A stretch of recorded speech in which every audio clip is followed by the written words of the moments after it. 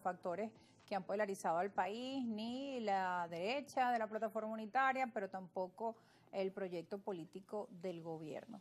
Un elemento que también hemos encontrado en el discurso, por ejemplo, de Emmanuel Macron en Francia, otro país que también va a elecciones. Este es el año de las elecciones, ¿no? Y pues él ha tocado este tema, que lo sensato para Europa es ir por el camino del centro, de la moderación. Sin embargo, lo que hemos visto en el mundo es que la gente está como entre un polo y el otro, la derecha, ultraderecha, izquierda.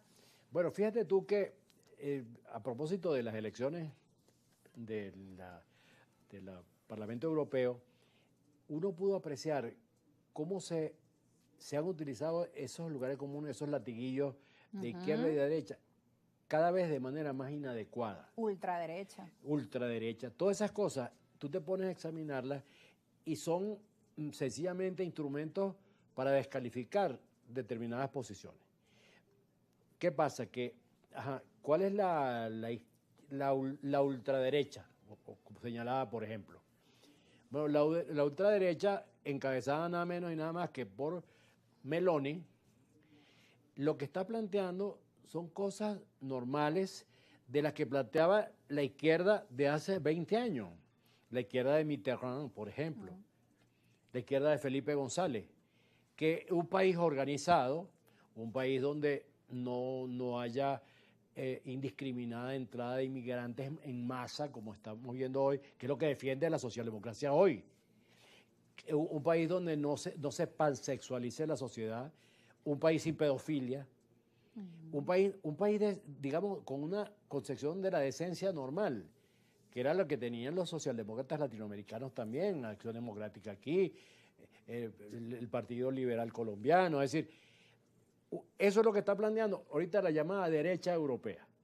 Ir contra la agenda globalista, ir contra la agenda 2030. Contra la agenda 2030. Ahora, ¿qué es lo que plantea la socialdemocracia y los partidos socialistas que antes eran moderados? La agenda 2030, que es toda la locura que hemos vivido. Es decir, lo que estamos viendo es que el centro moderado de antes, socialdemocracia y democracia cristiana, socialistas y demócratas cristianos, se han pasado para la ultraizquierda y han asumido las tesis de la ultraizquierda. Toda esa de la pansexualización, la pedofilia, el antijudaísmo, todas esas son tesis de la ultraizquierda de los años 70. Ahora son los programas de los partidos de centro, incluso de la democracia cristiana, la Agenda 2030.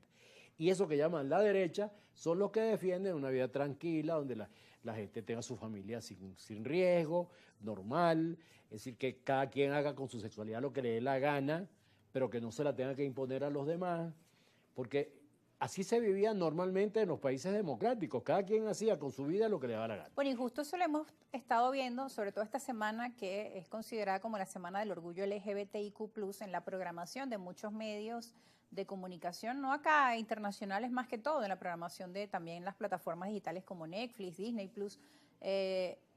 y en los comentarios en redes sociales se encuentra como mucho rechazo. Digamos, está bien, aceptamos y respetamos al otro, pero sentimos que están como imponiendo es que la sexualización de los hasta niños. Los pequeños.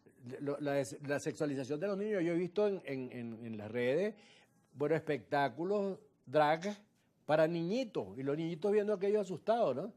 Entonces, el problema es que eso es lo que es la izquierda hoy en Europa y en Estados Unidos.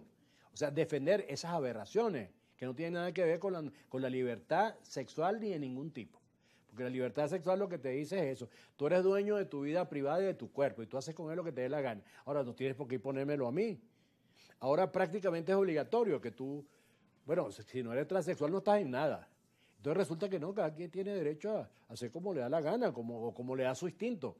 Entonces, lo que pasa es que a Meloni, que es una señora seria, que ha estabilizado la economía italiana, que está en una crisis terrible, ha mejorado la seguridad social, ha mejorado el empleo y cree en su familia y que la sociedad en la que vive es una sociedad cristiana, aunque el Estado sea laico. Bueno, entonces ahora ella es una ultraderechista. A mí me da mucha risa, porque el discurso de Meloni no tiene absolutamente nada que ver con la derecha.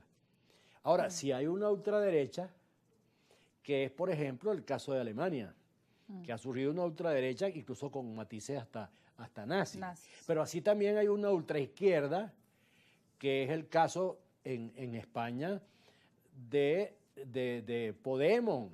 Y la gente no señala con tanta furia a la ultraizquierda como a la ultraderecha. Es tan mira, es tan grave y tan maligno declararse en el siglo XXI comunista como declararse nazi. Es exactamente lo mismo. Son dos corrientes que se vinculan mucho y que son muy parecidas. Entonces, bueno, pero tú ves a la vicepresidenta de España, que es una ultraizquierdista, pero tú no le dices la ultraizquierdista vicepresidenta de España. Pero si ves a un tipo de derecha, dice el ultraderechista. Es decir, es un uso comunicacional para el descrédito. Porque tan peligroso para las instituciones es el AfD de Alemania. Usando en las campañas políticas. Tan peligroso es el AfD de Alemania como es Podemos en España, y lo demostraron. Porque, es decir, y además lo más grave es que el Partido Socialdemócrata, por excelencia, el partido del equilibrio del centro, que era el Partido Socialista, se convirtió en una pantalla de un partido criptocomunista como Podemos, y ahora de Sumar, que es la segunda versión. Y la gente no señala eso. Ahora, puntualizando esas elecciones de Francia, ¿cuál es la importancia estratégica que tiene para Europa en estos momentos también de guerra, de conflicto? Bueno, mira, yo creo que una de las cosas que Europa está castigando, y por eso el crecimiento de eso que llaman la derecha, que son los sectores moderados, conservadores, es que están castigando la guerra. Sí, Europa está siendo destruida por la guerra de Ucrania. Sí. La cantidad de recursos que ha drenado, inflación, fuga de capitales, fuga de empresas de Europa, ¿no? Y además, en el caso de Francia, el levantamiento de inmigrantes el año pasado, que tuvo una semana a Francia en jaque. Un levantamiento que no se había visto en mucho tiempo. Bueno, en Francia desde 2005, pero que ha ocurrido 2 veces. ¿Qué se demostró ahí? El fracaso de la Agenda 2030, de la política migratoria indiscriminada, y eso se lo cobraron a Macron. Entonces Macron se lo cobran, él no se lo esperaba, aunque él tenía que saberlo porque las encuestas se lo dieron, y convoca inmediatamente a elecciones anticipadas. De una manera muy audaz, convoca elecciones que posiblemente pierda. Es lo más probable que pierda, porque resulta que la señora Le Pen duplicó al partido de Macron. Sacó 32% y Macron sacó 14.4%. Es decir, lo más probable es que a lo mejor o Macron tiene que adelantar las elecciones presidenciales o tiene que gobernar en cohabitación con la derecha. Con la derecha, que tiene bastante. Que es lo que yo le recomiendo a Venezuela. Es decir, yo lo que recomendaría de verdad es que tanto el gobierno como la oposición se plantearan la necesidad de un gobierno de cohabitación, donde estuvieran los dos sectores y ambos. Es la única manera que yo veo para reconciliar a Venezuela. Una palabra en otros tiempos súper rechazada, tachada, pero que es una palabra vigente en política, y que incluso Almagro, que por cierto se está ya en retirada de la OEA, mencionó en un discurso que llamó mucho la atención hace un tiempo sobre la situación venezolana, sobre la necesidad de cohabitar para este panorama político. Pero han hecho todo lo posible para acabar con la cohabitación. Hasta defendió una invasión a Venezuela, siendo secretario general de la Claro, esa carta fue recientemente, y bueno, ahora ya va de salida. El año antepasado defendía una invasión a Venezuela. Ahora, lo que yo te digo, yo creo que el gobierno, y lo quiero subrayar, el gobierno y la oposición deben cohabitar en un gobierno. Yo creo que debe haber un gobierno de lo que llamaban los franceses concentración nacional. Bueno, y lo que quiere el país es justamente la reconciliación, que se resuelvan los problemas que hoy tenemos, y ya entendemos que a través del conflicto que hemos tenido durante los 25 años de unos contra otros, pues estamos como perdiendo el tiempo, ¿no? Es como estar en esa confrontación con el vecino, pero no resolvemos el problema del agua en el edificio, por ejemplo, no nos ponemos de acuerdo. Si no nos ponemos de acuerdo, no podemos llegar a las soluciones. Nos vamos, gracias amigos por estar en sintonía. Estamos sobre la hora, Carlos, ya. ¿Y eso qué pasa? No importa. Chao.